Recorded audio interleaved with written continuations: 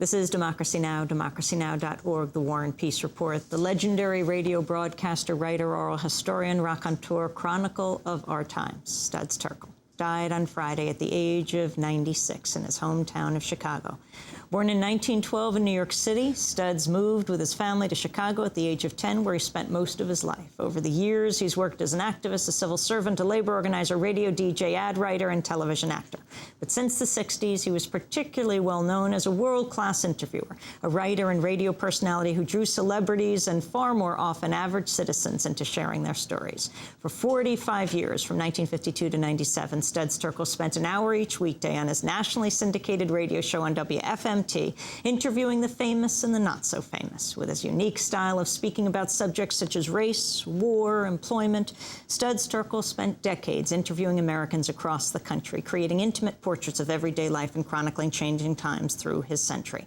He wrote over a dozen books, with his long-awaited memoir, Touch and Go, coming out just last year. He won the Pulitzer Prize, the National Book Foundation Medal for Distinguished Contribution to American Letters, the George Polk Career Award, and the Presidential National Humanities Medal. Studs Terkel never stopped speaking out. Just a year ago, at the age of 95, he wrote an opinion piece for the New York Times criticizing the Bush administration's warrantless spy program. He was also a regular guest here on Democracy Now!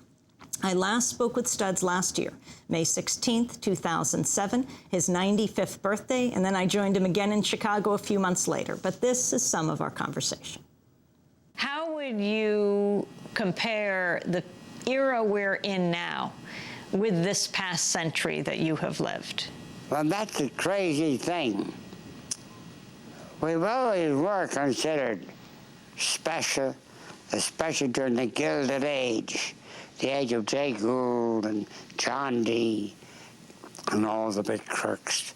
But what's made it is technology. Do you realize I'm here because of technology? I should have been dead 50 years ago. My two brothers and my father and I all had angina. They died in their 50s, and here am I, 95. Why? Because of the advances in medicine that can make this world fantastic. At the same time, those advances gave us Nagasaki and Hiroshima, and with nuts like Teller and brutes such as Strauss. They were the guys who destroyed Oppenheimer, who says we got to stop this now. And so what the difference is, the speed, the exponential jump, and how things can change. Right now, things can change overnight. And the way our machinery is run today, communication machinery, one stupid little thing makes a headline. And so that's the big difference. The big difference is the mistakes we make now are quintupled. Einstein felt at the very end, he never dreamed the bombs would be dropped on human beings in Hiroshima. He thought they'd be dropped on the wide Pacific. And so he said, I know what bombs, I know what the weapons of the next war will be, sticks and stones. Get that? He's saying our ancestors, as we know now, as we say, non-creationists, came out of the caves. Our ancestors. What Einstein is saying is our descendants, our children will come out of the cave. The world can be destroyed by them as a science is universal, no matter how many spy cases there were. Science itself is universal, cannot be owned by any one society. So they have it as well as we, and we can destroy one another. And then what is Einstein's world then? My children's children come out, and yours, in full height on back. Everything is eliminated, club in hand.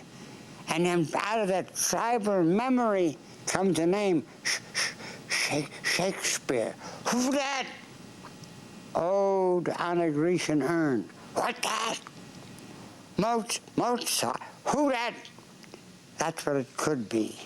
But, and here's the big hopeful but, there are those who listen to you, I'm serious, and many others out there who have no other source of information. They're out there, and they agree with Einstein and with Bertrand Russell, who met, when the Pugwash Conference came into being, how there can be peace in the world as never before. Einstein and Russell spoke of a paradise on earth in which you eliminate all the unnecessary labor, and you do the work that is your life. And so you have two ways of looking at it. And you're surprised at what ordinary people so-called, a word I dislike because it has a patronizing quality. Because ordinary people are capable of doing extraordinary things. And that's what it's all about. Studs, They must count. Do you have thoughts on the presidential race right now? The Democrats, the Republicans? That's interesting. Naturally, I'm drawn to Barack Obama, but he's still a little short about that withdrawing. I'll tell you I find interesting. Obama, certainly.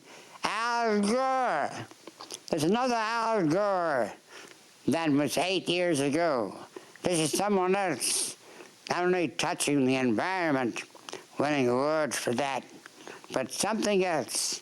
And these are personal things. I admired a woman from the South, a white woman named Virginia Durr, D-U-R-R. Have you heard of her? Yes, Virginia civil rights Durr. activist. She was attacked and everything. And she was saying the poll tax that was disenfranchising millions of African-American voters in the South was attacked mostly by her committee, and it was under the Eastland eye. And she ignored him completely and used a guy named Joe Gilders in it. Joe Gilders was a communist. Nobody fought harder than Joe Gilders did against the poll tax. He was tarred and feathered. So what a person is, the big thing here is, what a person is called is of no meaning. It's what you do on each issue. We only have a minute, but when people say your name, what do you want them to think of? Say my name? When someone says Studs Terkel, what do you want them to think of? What does what? What do you want them to think of when someone says Studs Terkel? I want them to think of somebody who remembers them. To be remembered, whether it be me or anyone else. They want Studs Terkel maybe as somebody, I'm romanticizing myself now, somebody who gave me hope. Remember, one of my books is Hope Dies Last. Without hope, forget it. It's hope and thought, and that can counting. That's what it's about. That's what I hope I'm about. Last words to young people today. Last words? Oh, I always say my epitaph, I know that. My epitaph is, curiosity did not kill this cat. Studs Terkel, goodbye.